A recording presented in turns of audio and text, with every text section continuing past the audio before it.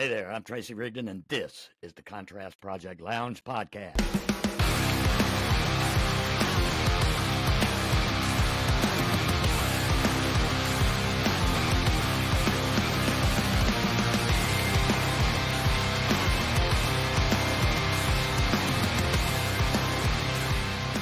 Often random, but always relevant, always real, and practically nothing is off limits.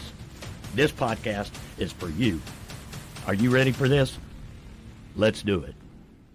Welcome back to the program, guys, and thank you so much for joining us on another episode of Wednesday Night Live from the Contrast Project Lounge podcast with my very special co-host, Mr. Jim Alabiso. Jim, how are you doing, brother? I'm doing great. I'm feeling great. Today was a wonderful day, very busy day.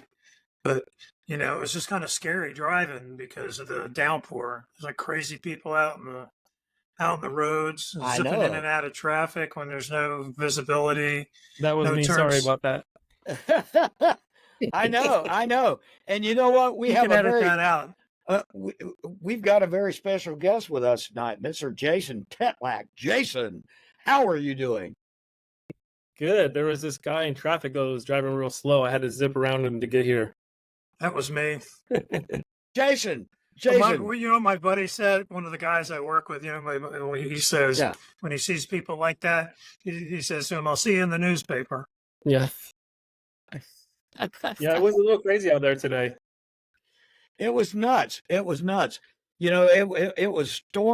storming out here in Middleburg earlier today, and it's getting ready to do it again. I will say that. Jason, let me ask you a question. And one thing before we get started,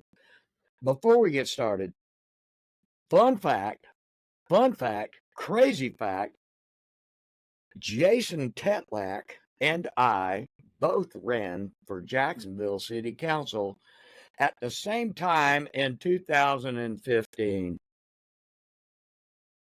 Yeah, that was a fun time. Tell your audience the results. We both lost. We're both on this podcast. We both lost. Pretty handily too. Hey, listen, Jason. What has inspired you to transition? People, our friends, fans, and followers want to know what has inspired you to transition from graphic design into your large scale mural painting. Yeah, that started sort of by accident. I went and visited Wynwood down in Miami about 8 years ago, and I saw what they had going on down there, and there's just murals everywhere. I mean, in some parts of the neighborhood, you can't find a building that doesn't have a mural on it. Right. And I just thought, that's something that we should do in Jacksonville. That's part of what I wanted to do when I ran for city council, actually, is do more public art. And when I didn't win, I decided I'll just do it in Murray Hill because that's where I live. So I got on the board of the Murray Hill Preservation Association and presented an idea to do some murals in the neighborhood. And while we were putting them up, I thought, I'll paint one of these murals. It'll probably be the only one I ever do. And it took me almost 3 weeks, I think, to paint it because it was my first time. And once I was done, I was like, I could do that again. And I just kept doing them and eventually started doing enough of them that I didn't need the day job anymore. So now you're doing murals on a national scale. Yeah. I travel. I've painted almost 70 murals now, and I've visited, I think, 15 different states. So I get out of town quite a bit. I'm going to Maryland next week. I'm going to Memphis next month, and I'm going down to Fort Pierce next month also. So yeah. So and in your travels. What are you going to do down at Fort Pierce? They have an area called the Peacock Art District. So I'm painting a mural in that area. They did a call to artists, and I was selected to do one. So wow. They just knew who you were. Yeah, most of the stuff that I get is through call to artists. So I found a call, I submitted my portfolio of work, and they selected me out of however many Wow. they got. Usually, it's quite a few people that apply for these things. So normally, the competition is pretty fierce. And you're So bottom all the way. yeah. So what Once was your every 20 or 30. what was what would you say has been your biggest challenge? I know that you had the Guinness World Record Hmm. project for the largest 3D, mural painting in Hmm. Jacksonville. Uh, what has been your largest challenge outside of that? Challenge like creating art, or challenge in like being an artist? Because the challenge of being an artist is always getting the funding. Like there's plenty of Well, people in places that want to have murals done. It's just, trying to find the funding to pay for them is really the major obstacle in most of the jobs that I do. As yeah, far as as far well, as physically, the bit like hardest, the one I'm currently working on right now is going to be probably the most difficult one. I partnered with a nonprofit called Hearts for Minds. hmm They do murals to bring awareness to mental health issues. And we've partnered with the Jacksonville Fair. They have a building down on the fairgrounds that has a huge wall on it that we're going to paint starting next week. And it's, I think, 160 feet long, something like that. So it's going to be very massive and a pretty big undertaking. So I'm Wow. a little nervous about that one, actually. How long do you think it's going to take? That will probably take a couple of weeks. Um, there's some technical issues with the wall that I have to like prepare the wall a little bit more than I normally do. I've got a trip out of town right in the middle of it, so I'm gonna have to take a break to go do that and then come back to finish. So hmm it'll take me 2 or 3 weeks probably to get that one done. Wow, wow.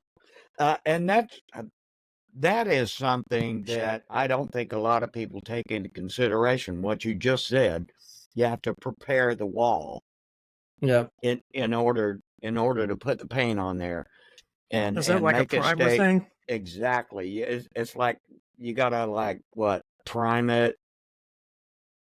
Yeah, every project is a little bit different. Sometimes it's a matter of priming the wall. If it's like a raw brick or something, or cinder block, you got to put a primer coat down. This wall actually has a problem that the paint is deteriorating, so it's chalking. It's called. So like if you rub your hand on the wall, you have like chalky residue on your hands. Yeah, yeah. So the paint is breaking down from the Like UV like exposure. like So my bathroom wall. yeah, so I've got to get somebody to go out there. Yeah, I've got to hire somebody to go out and pressure wash the whole thing so that my paint will adhere to the wall and not peel off once I'm done. So there's a lot of stuff that people don't think about. They think you just go out there, and a lot of people think it's just a hobby. Oh, you just go paint murals, and can you come paint my place? And I'm like, sure. What's your budget? And they go, oh, I didn't realize you get paid for this. Like, I, so yeah, I'm there's a I'm assuming you not only have a base. I'm assuming you have a base salary. I'm also assuming that you charge by the square foot. Um, I don't really have a base or a square foot charge because every project is different, and I don't want to say no to something just because of the budget. So, I've done stuff for nonprofits and for the neighborhood here in Murray Hill where I didn't get paid anything at all. So, like, I don't want to say no just because you don't have the money. If it's something cool, something fun that I want to do, I'm willing to work with whatever budget there is. Obviously, if it's a corporate gig, like I'm expecting you to pay. Yeah, well, yeah, Mhm. and like you said before, like you've said on a lot of things I've seen that you've done online, uh, you're you're a full-time muralist, That's correct. full time. That's how I make my living. That's how you make your living. Well, Technically, I think most of what I do is most of what I do is emailing and phone calls and Zoom meetings. The actual painting part is like about 20% of what I do. The rest of it is all the business stuff. I have to be my own bookkeeper. I have to book my own gigs. I have to deal with insurance and tax stuff. Like there's a whole bunch of things about running myself as a business that Yeah. take more time than the actual painting. So I One know of the that's things, I one was of in the things business you, for one of myself the, most of my life, yeah, and it's like exactly, I exactly. like my work, but I don't like the accounting stuff yeah, and all the administrative crap. It's just no fun. yeah. And I don't get repeat customers very often, so I have to find new customers all the time. So Now, let me ask you a question. Jason. How do you approach the use of augmented reality? And one of the other things I noticed that you had mentioned was the red reveal technique. Mhm. Yep. Yeah, I try to make um, most of the stuff I do interactive in some way, if it's possible. So that started with the 3D stuff that I did with that Guinness World Record mural, where you put on the 3D glasses and it looked like it popped out. Then that transitioned into this red reveal thing where you just use one filter, a red filter, and it lets me hide things in the picture. So when you look through a red filter, it reveals a hidden message or a hidden image. I've done that a few times. And I used to do QR codes. I've used technology a lot in my work. And so I started getting into augmented reality recently and a few things where like you can scan it with your phone and things will come to life. Mhm. It's a lot. how do It you has a lot. approach that? It sounds rather scientific.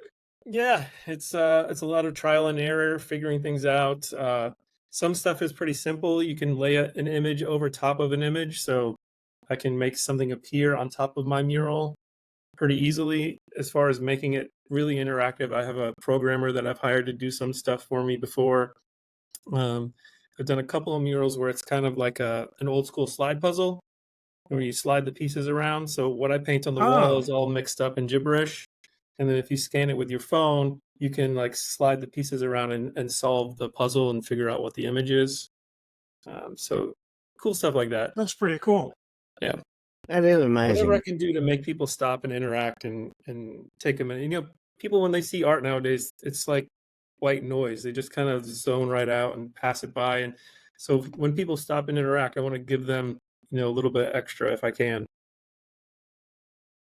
I Yeah. actually did Oh, a mural over the Phoenix Art District a little over a year ago now. I think that was a game. It was called Jacks, and it was all kinds of like escape room type of puzzles embedded into the mural. And then you went on my website jacksonjacks.com and you solved the puzzles and put them into the website, and it gave you the next clue that you had to use the mural to figure out. oh, cool. Um, Ah, it was pretty fun. It had people walking around the Phoenix Art District, and uh, I thought it was going to take a really long time. Somebody went out there and solved it in like 2 days, so it kind of ruined it for me. I thought people would be out there for weeks, and somebody had a free weekend and just knocked the whole thing out. I'm still. What do you see, Jason? What do you see trends uh, uh, going forward in the world of public art? We see murals.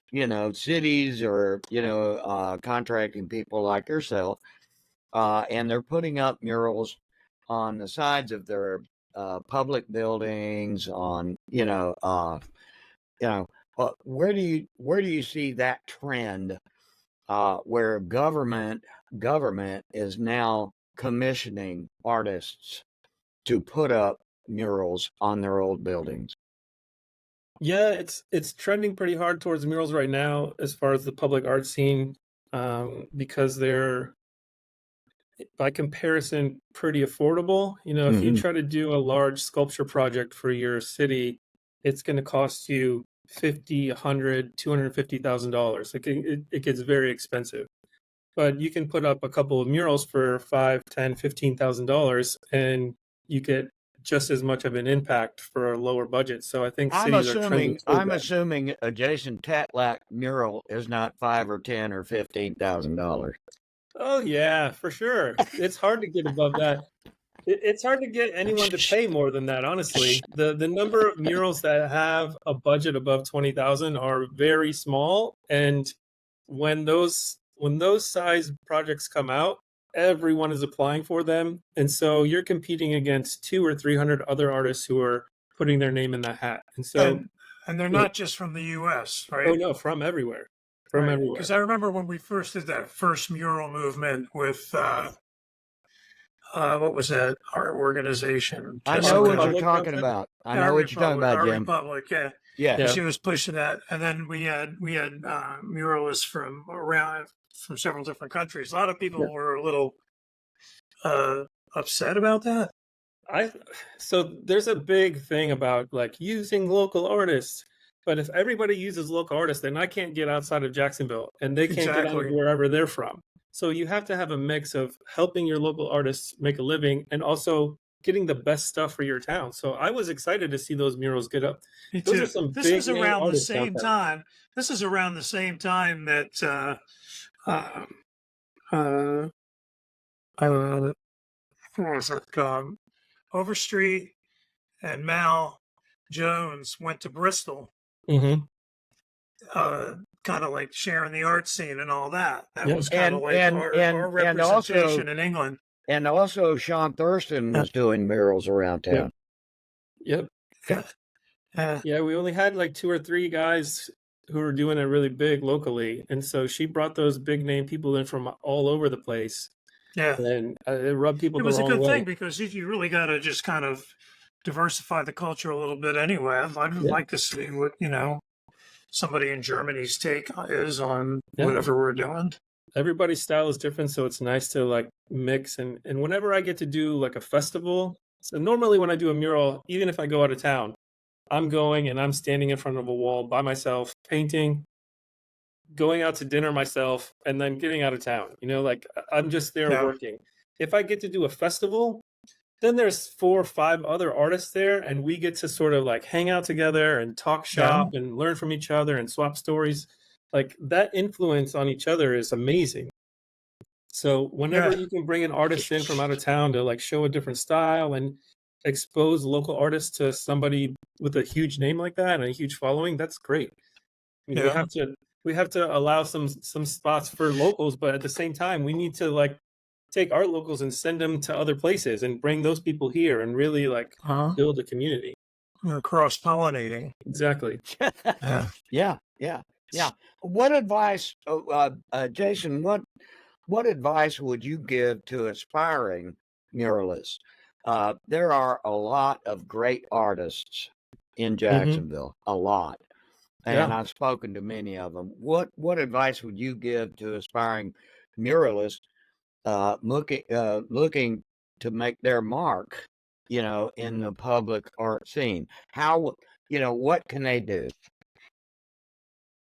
Yeah, so I'm currently the head of the National Mural Awards, and that's one of the things we Yes, do you is are. outreach to students and early career artists to give them some advice on the process of doing murals and how to use murals to make a living and become an entrepreneur. And I get that question all the time. How can I start being a mural artist? The answer is you just go do it. That's how I started doing. I just found a wall and I started painting, and you figure out the process that works for you. You figure out the materials that work for you, and you just hustle. It is hustle, hustle, hustle. Like I said, I don't get repeat customers. So every time I want to do a project, I have to find the wall and find the money to make it happen. And then I can do the mural. First, I have to find all of the pieces and parts, and then I can do the fun part and go out and paint it. And most of the time, you don't get to paint what you want anyway.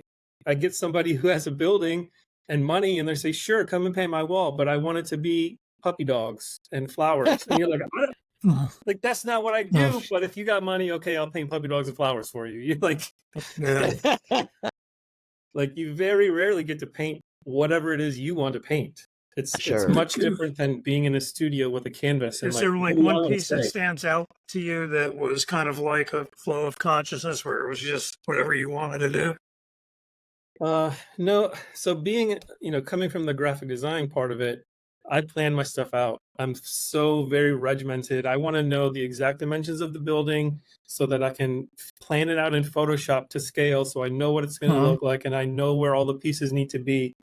I don't go out there and free form figure it out. I'm so jealous of artists who have that ability to just kind of make a statement while they're out there, but I have a printout or a thing on my phone, and I'm like, oh, that letter E needs to be 4 feet over that way, and then down 2 feet from there is the next thing, and I'm out there with the tape measure and plotting out points on the wall, and then I kind of fill them in.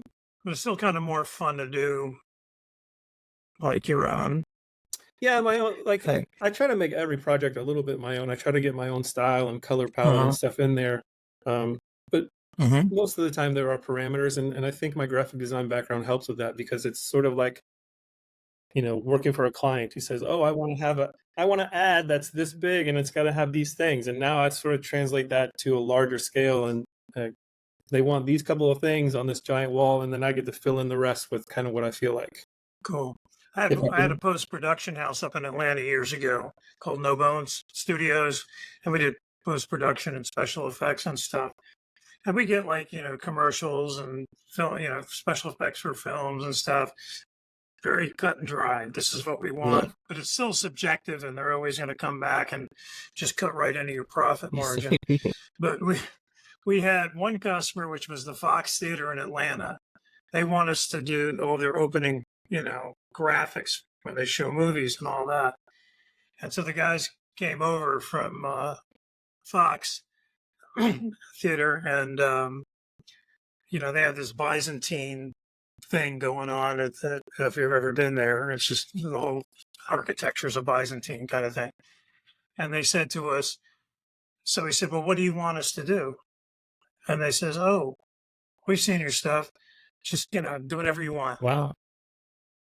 And I was like, whoa. But we ended up building these storyboards, and we were like, you want to see the story? No, we don't want to see the storyboard. Whoa. Our storyboard was basically, measuring the 4 feet and all this kind of stuff. Yeah. But it was so much fun to just do it, know. It's actually like pretty intimidating when you finally get a chance, when someone goes, well, you can just paint whatever you want. And then you go, like, you don't have a subject or a color, but you have anything? Like, I just have to make it all up now. Like, I don't have a starting point. And so sometimes that's very intimidating, and it makes it harder, because I'm so used to like basically doing client driven work now that it's hard to kind of just go, what do I want to do? I got a question for you. Are you like doing sneaker murals now? Oh, you found that, huh? Yeah, I saw. What was that about? I saw on Instagram somebody with some custom shoes, and I thought they looked kind of cool. So I grabbed a couple of pairs of shoes off of eBay and just started dabbling in customizing. And that pair is actually, I'm from Cleveland originally, so the Browns are coming. Oh, it's the Cleveland Browns, Tracy. The Browns are coming in 2 weeks, a week and a half. They're coming down to play the Jags, and so I needed some custom shoes to wear. So I and they were Adidas. Brown. So I wore this shirt just because of those sneakers, because I have an Adidas shirt, but if you look at the logo really close, it doesn't say Adidas under it. It says my last name. Oh, nice. Yeah. Isn't that cool? So anybody that sees me walking around, they'll never notice it unless you like say something, because unless you pay attention. Name fits Right. perfectly. I really want an Alabiso shirt. Yeah. That's kind of like what I like to do with my murals. I like to put little things in there that like little Easter eggs that people don't really notice. And then when someone sees it, they go, wait a second, is that? And you go, yep, that's what that is.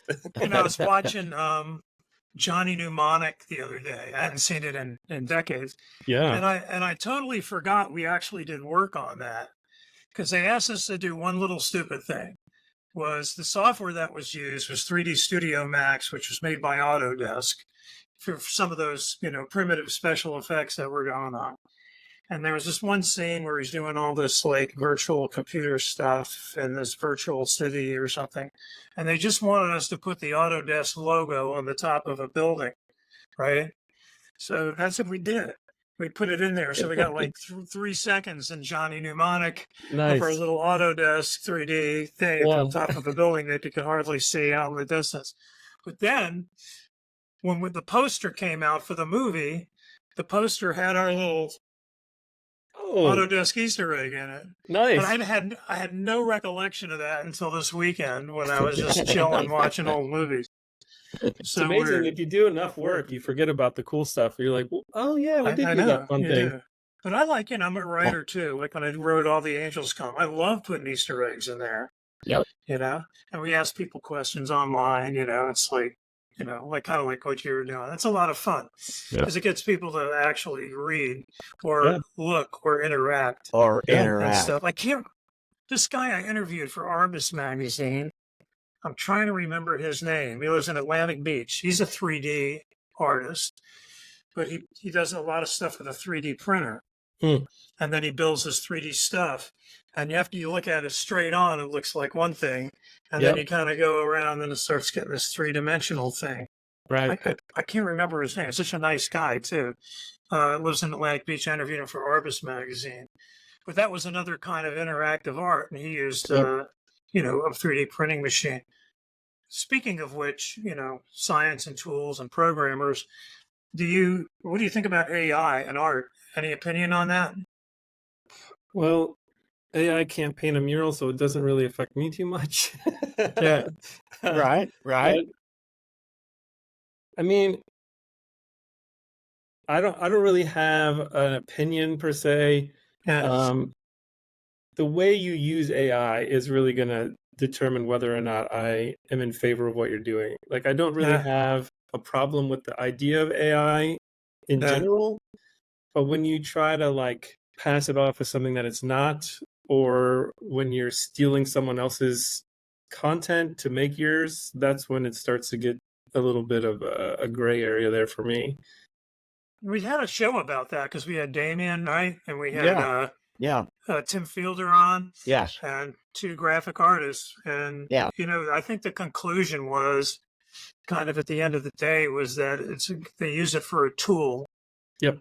But they're not passing anything off. Like Yeah. even Tim showed us some stages of building a character for one of his graphic comics, and that's kind of a cool thing. Yeah, Tracy just goes in and makes images of himself with yeah. Make me look like a bodybuilder. Yeah. No. it makes him look like a badass. I don't do a lot of image generation. Some of the stuff I do is image generation, but I use AI almost every day. We all do, actually. A lot of us don't recognize it, but we're using it all over the place. But as far as for content generation, I think it's a great tool. Like you said, Jim, like as a starting off point, if you're like, oh, I want to kind of do something like this, you let AI kind of give you a framework, and then you can go in and modify it. Yeah. Kind of like a sketch almost. And same with writing, Yeah. or my wife uses it in the tech industry all the time, like for simple things like writing emails or taking notes on meetings. Like, it's great if you can use it properly. If you're like with any tool, though, people are going to use it for something that it wasn't really intended for. And Sure. I mean, just think about it. What was the first use of photography? Porn. Right? I mean, it's just I don't know. Yeah. Pretty much. Tracy told me that. Anyway, Yeah. he was around when the camera was invented. Yeah. I was.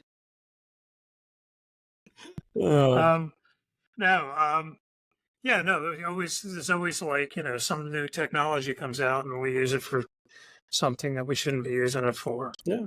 And sometimes that leads to cool things, actually. Like, someone comes out with this technology and they never even imagine using it in this way. And artists get a hold of it and say, oh, we can use this tool to do this other thing. And it takes it in another direction. So, Sure. Yeah. Sometimes it's just a good seed for an idea and everything. yeah, How about that? that was such a great idea. Oh, there we go. So what do you? So coming from a marketing, tell us a story about this, just where this mural came from in your head or whatever. Yeah. And then what's happening next. Okay. For people that don't know.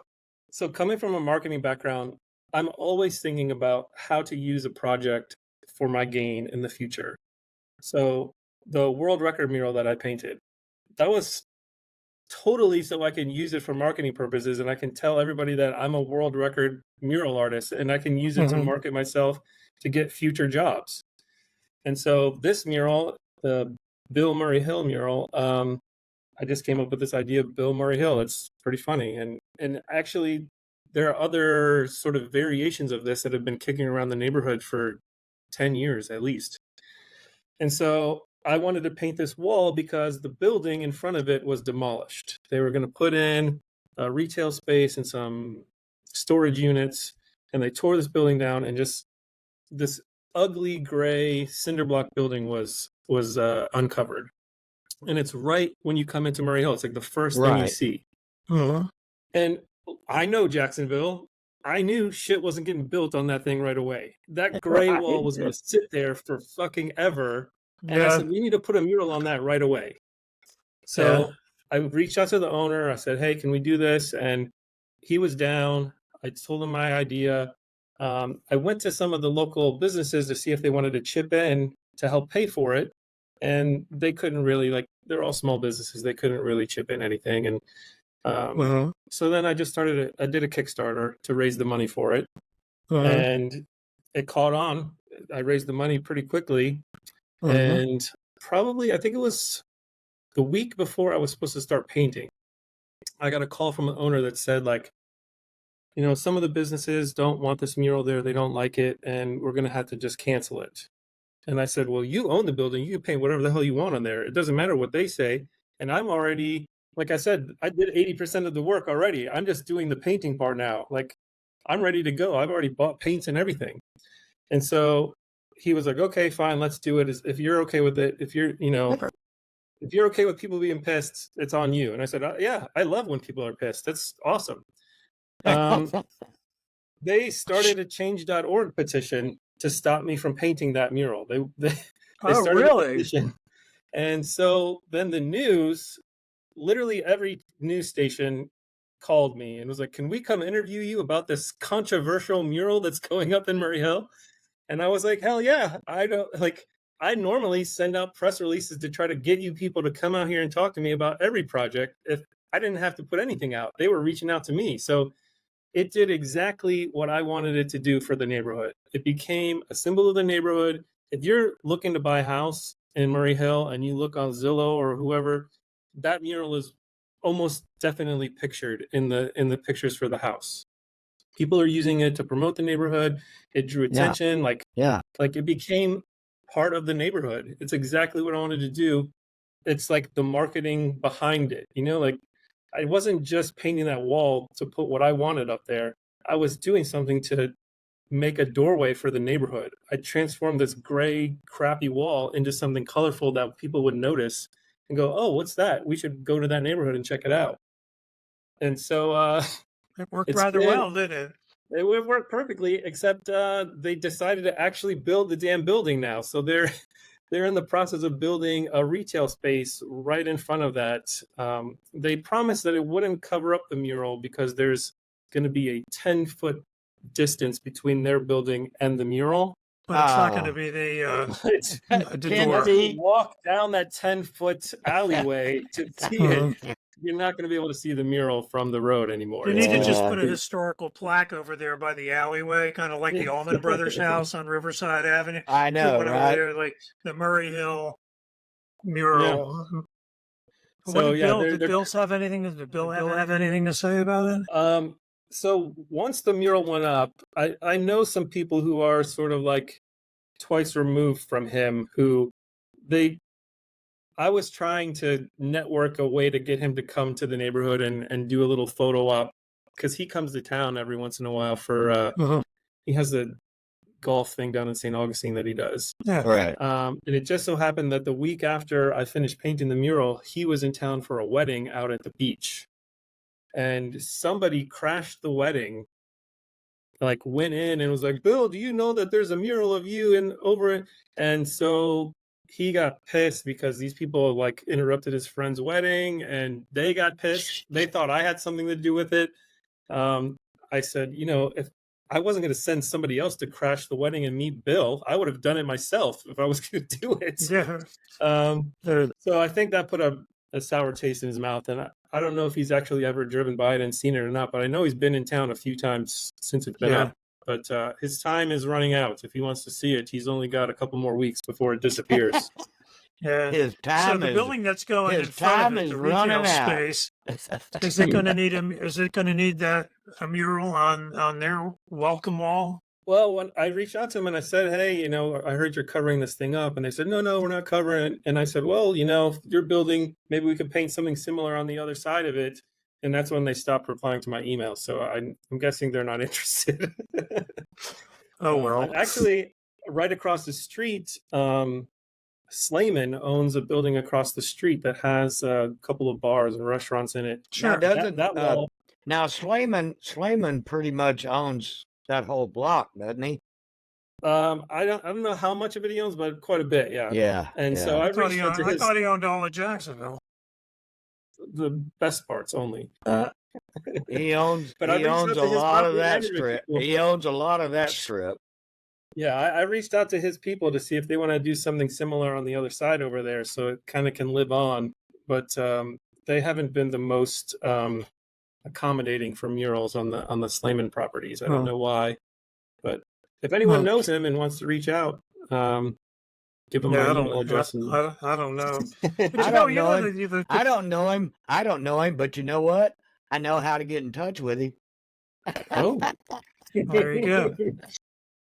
make it You know, happen. one of the things about I am the most aggressive asshole when it comes to getting in touch with people. Yeah, you got to tread lightly in my business. You got to make the connection, but if you do it the wrong way, it doesn't work. So, Yeah, well, so sometimes you make the connection and introduce them to me. We'll do a little good cop, bad cop. yeah. you know the whole mural movement though, because years and years ago, like I'm thinking back, 2013, 14, 15, when none of this stuff was really happening, and art in public places and that movement they were trying to make happen, and then the stuff that was being painted on the like telephone boxes, and Yep. remember all that was Mhm. kind of like the beginning, Yeah. before we started painting on walls and stuff. But the whole idea of we were talking about like doing sculptures or murals and stuff, is the murals are more affordable, Mm-hmm. and it actually really boosted the whole awareness, I think, of art in public places. Yeah. I think it was a big catalyst, and the whole movement itself.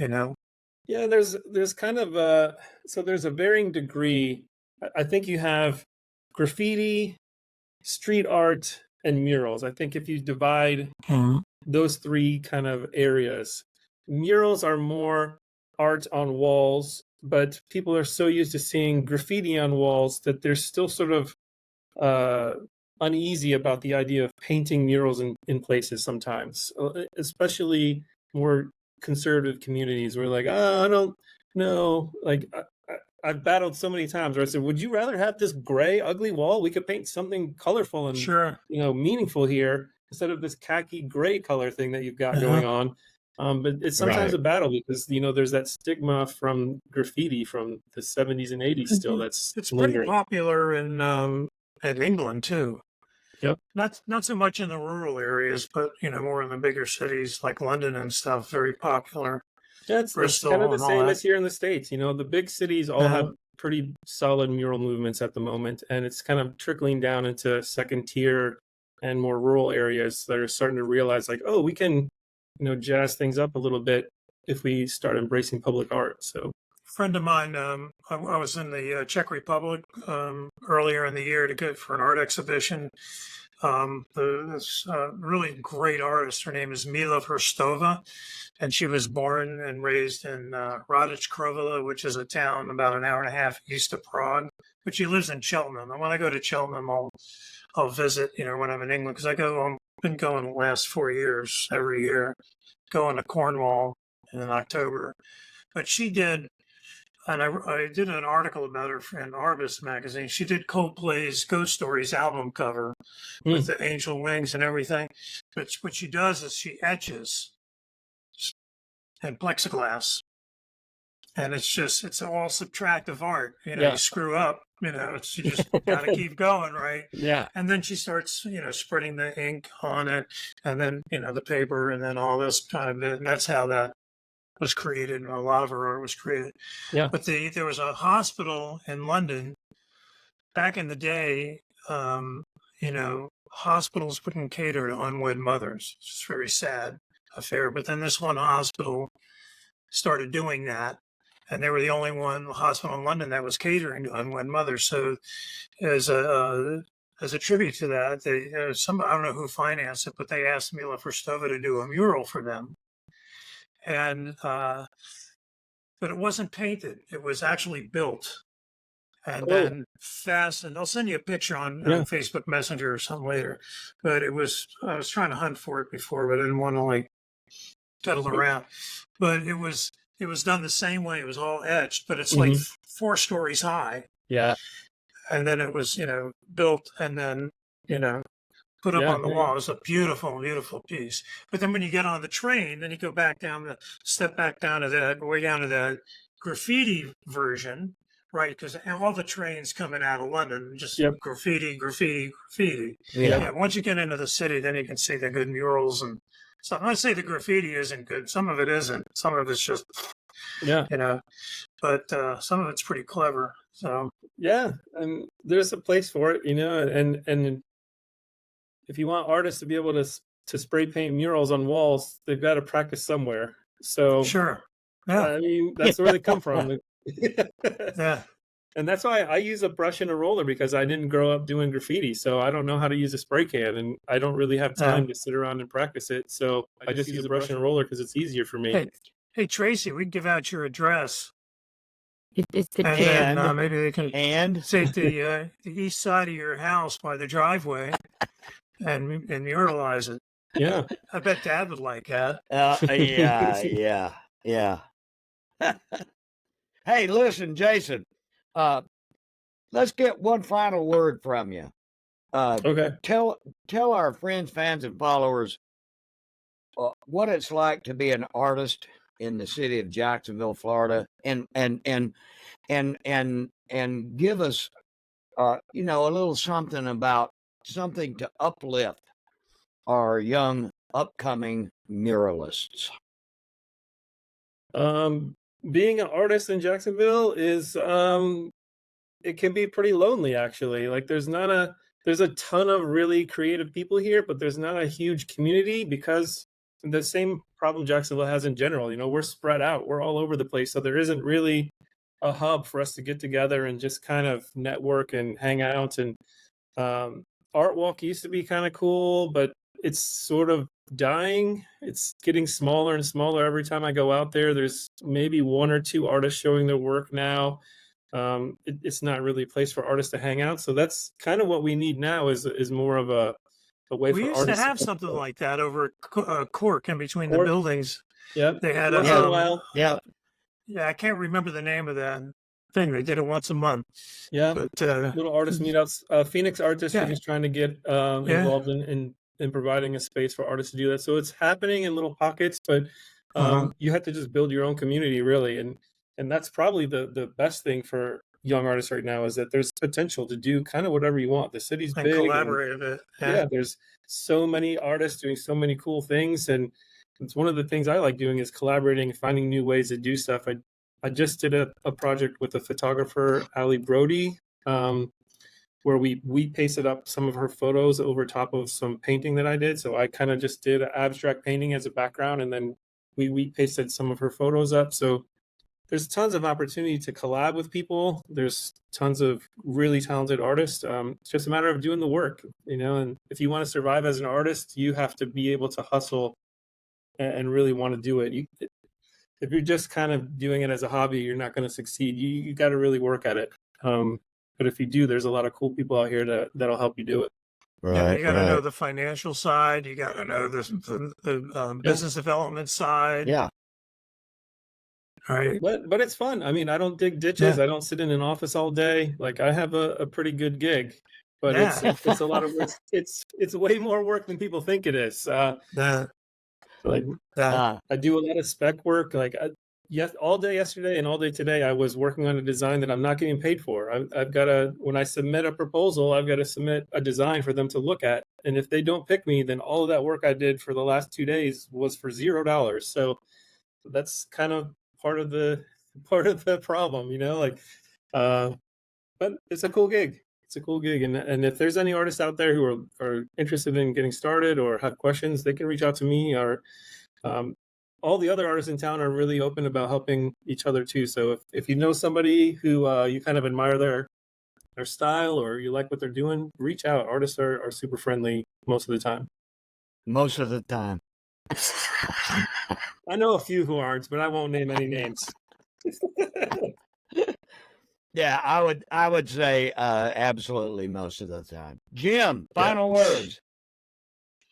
No, it's just kind of like what I mentioned before. I just kind of like how Jason kind of paved the way, so to speak, for artists, and along with many other muralists here in town, just opened up the whole public art scene in a way that made it, financially palatable, by going mural, because like you were saying earlier, you could spend 150 grand on a big sculpture, and more power to the sculptors that can get those gigs for sure. But there are sometimes places where a big sculpture is more makes more sense than a mural. There's like Jacksonville Landing. Yeah, if we could do one that's like a big person be Jackson, that'd be pretty awesome, I think. But anyway, no, I appreciate what you've done for the community, and thank you. And I think part of why I've been successful is because I don't really waste a lot of time asking for permission. I go and do what I want. I see something I want to do, and I go make it happen. I don't who do I need permission from, and how do I make that? Just go and figure it out and get it done. Go make something happen. If you're going to be an artist, go do it.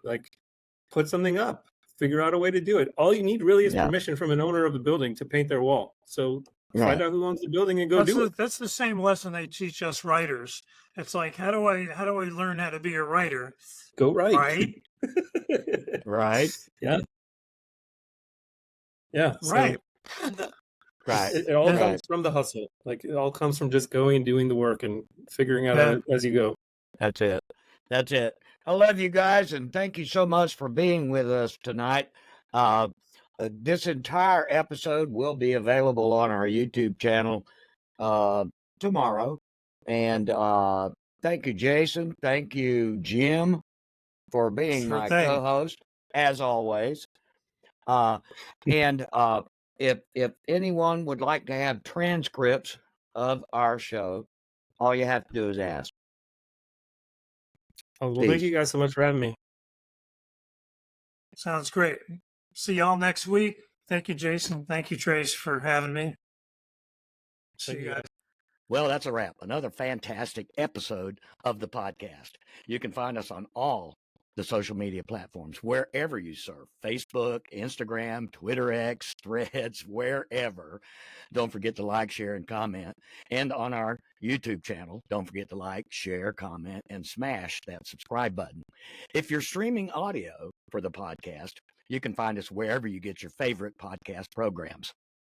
In the meantime, I like to tell everybody, take care of yourselves and each other. Until next time, peace.